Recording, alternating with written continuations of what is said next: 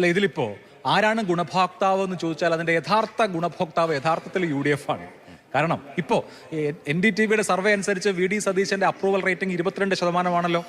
വെള്ളാപ്പള്ളി നടേശൻ 4 വാർത്താ സമ്മേളനങ്ങൾ കൂടി നടത്തിയാൽ ഒരു സംശയവുമില്ല അത് 26-27% ആവും. മാർച്ച് മാസം ആകുമ്പോഴേക്കും ഇനി 2-3 വാർത്താ സമ്മേളനങ്ങൾ കൂടി നടത്തിയാൽ അത് 30 കഴിയാൻ സാധ്യതയുണ്ട്.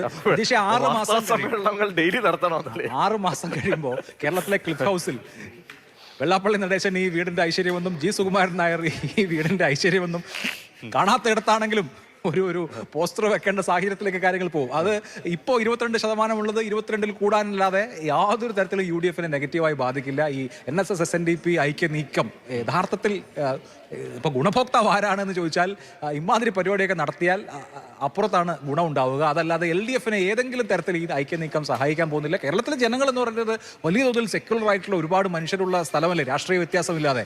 അങ്ങനെ 2 ജാതി സംഘടനകളുടെ നേതാക്കൾ തീരുമാനിച്ചാൽ പൊളിറ്റിക്കൽ നറേറ്റീവ് തീരുമാനിക്കാൻ പറ്റുന്ന സംസ്ഥാനമൊന്നുമല്ല ഇതിപ്പോ.